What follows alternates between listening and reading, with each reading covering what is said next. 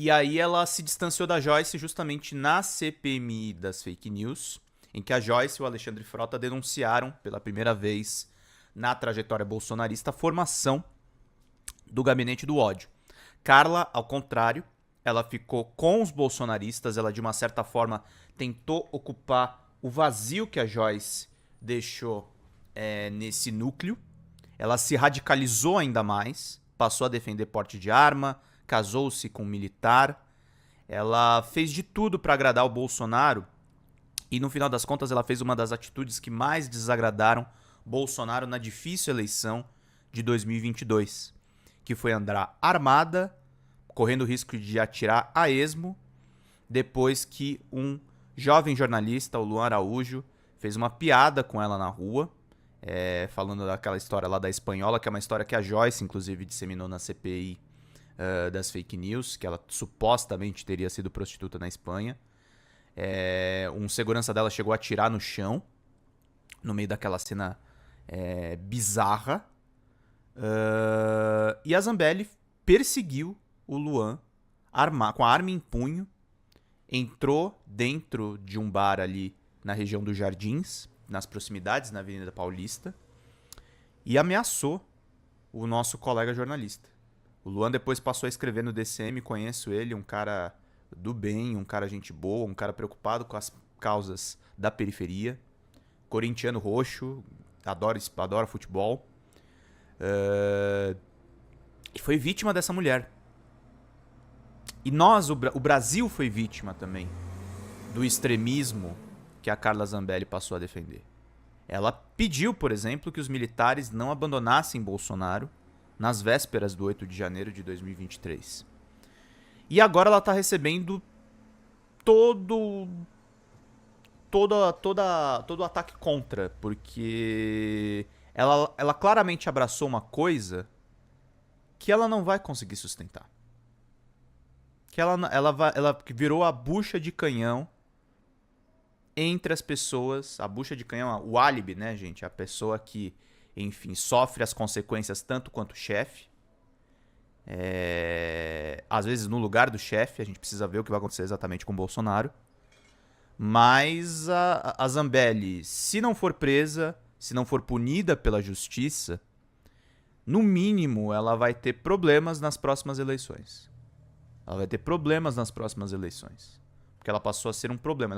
Ela tá numa trajetória muito diferente do Nicolas, tá numa trajetória muito diferente até do próprio Gustavo Gayer. E olha que o Gustavo Gayer vai numa linha muito parecida com a dela, de ser mais extremista que o chefe, mais extremista que o Bolsonaro, mais extremista do que os nomes que estão se destacando do bolsonarismo, como o Tarcísio. Mas a Zambelli, ela efetivamente está queimando a largada, está se comprometendo, já passou por um processo no Conselho de Ética depois de xingar um deputado do PSB. A Zambelli está realmente numa situação muitíssimo complicada. E começa por essa denúncia da PGR por conta da invasão dos sistemas do CNJ. A Zambelli se conecta com o Walter Delgatti. O Walter Delgatti foi, infelizmente, alçado à condição de herói da esquerda por conta do hackeamento que ele fez das contas de Telegram dos procuradores da Lava Jato. Esse hackeamento gerou a série de reportagens da Vaza Jato e, posteriormente, as reportagens da Operação Spoofing, quando os hackers foram presos. Ele foi alçado ao herói da esquerda, inclusive com Fernando Moraes na biografia do Lula, pedindo vaquinha para ajudar o Walter. Só que ele tem acusações de estelionato e acusações de crimes mais graves nas costas. E o Delgatti, durante as eleições, procurou o Bolsonaro, procurou a campanha do Bolsonaro e efetivamente conversou com a Carla Zambelli, que o incentivou a fazer a invasão, segundo a investigação da Polícia Federal, do site do CNJ. E aí ela se comprometeu ainda mais, gente, porque entrou o hacker da Vaza Jato numa acusação de crime cibernético, e vocês vão ver aqui nessa live, o caso também envolve até o crime organizado do Rio de Janeiro. A Carla Zambelli tá muito ferrada, gente.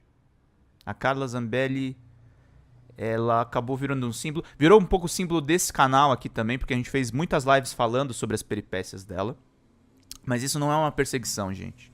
A Carla Zambelli acabou sendo uma soma de todos os equívocos, de todos os pensamentos extremistas que a gente viu com o golpismo do Bolsonaro nessa tentativa de não perder as eleições. A Carla Zambelli virou o símbolo desse tempo triste em que a gente vê pessoas na rua dizendo que o governo Bolsonaro foi melhor do que os outros governos, enquanto a gente teve 700 mil mortes na pandemia da Covid, e 1 milhão se a gente considerar as doenças correlacionadas. Nós tivemos um presidente negacionista, um presidente que tirava a máscara de criança, um presidente que pregava contra a vacinação, e Carla Zambelli tentava emular os comportamentos do chefe.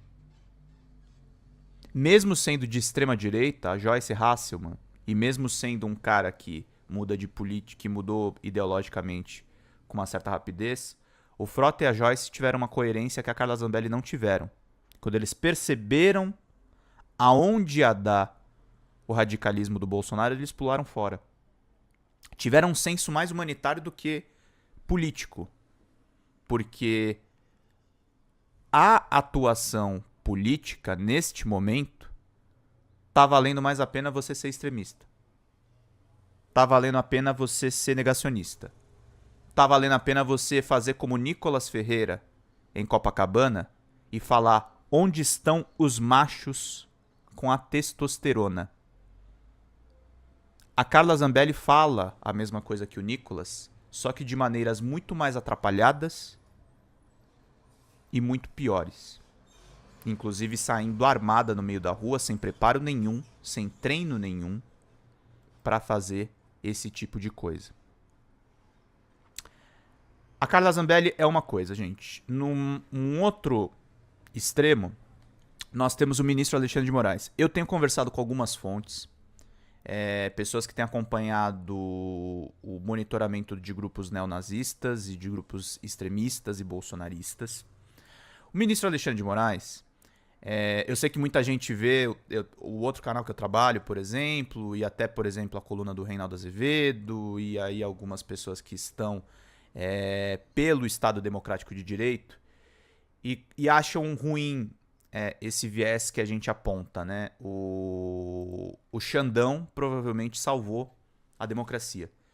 E sabendo as informações que eu sei nos bastidores em alguns detalhes, inclusive publiquei uma matéria sobre isso, eu publiquei não, na verdade o DCM publicou depois que as informações foram passadas para lá.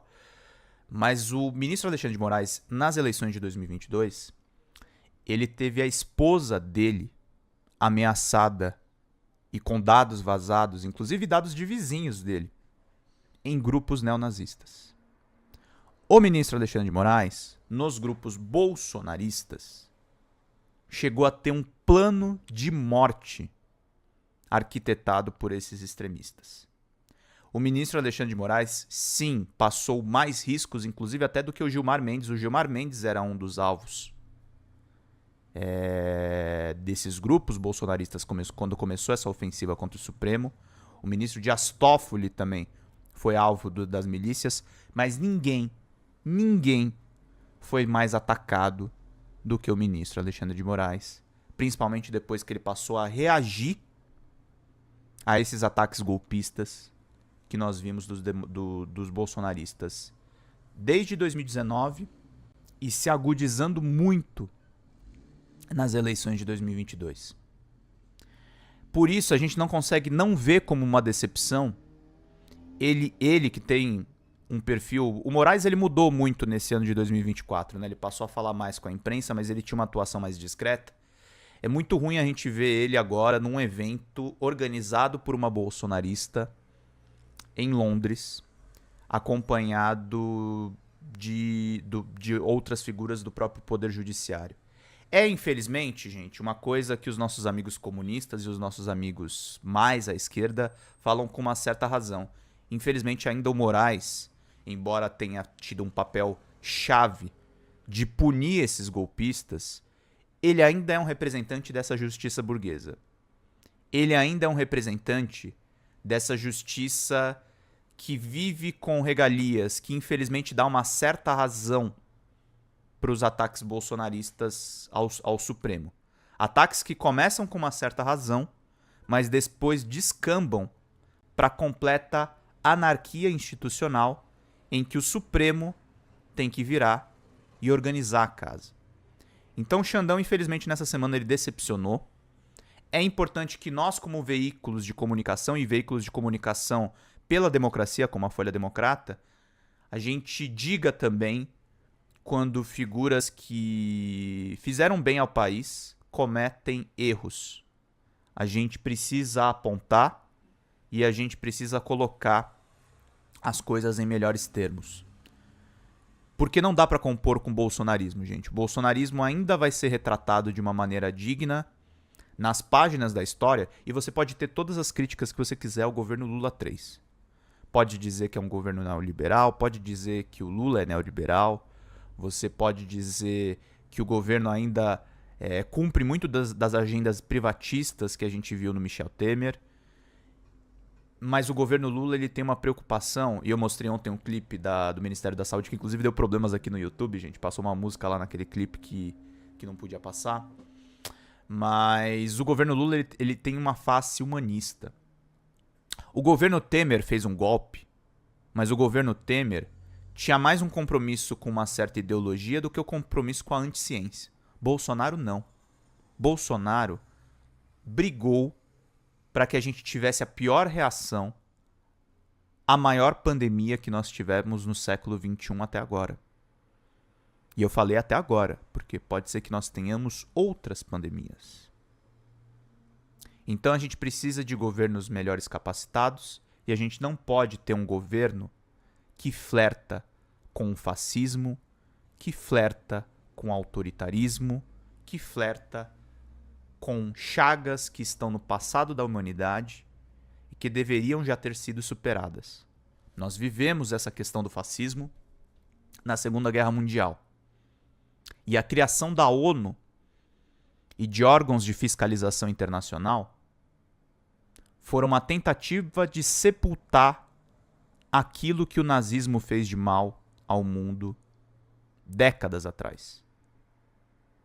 Infelizmente, com o surgimento de Trump, infelizmente com o surgimento de Bolsonaro, infelizmente com o surgimento de Orbán, infelizmente com o surgimento de Milei, nós estamos ressuscitando monstros que já deveriam ter sido superados pela história. A gente tem que se preparar, a gente tem que se cuidar, e é por isso que eu estou fazendo esses editoriais agora no começo, para explicar um pouco das notícias que a gente está acompanhando. Tá certo, meus queridos e queridas? Muito obrigado aí pela presença de todos vocês. Carlos Alves.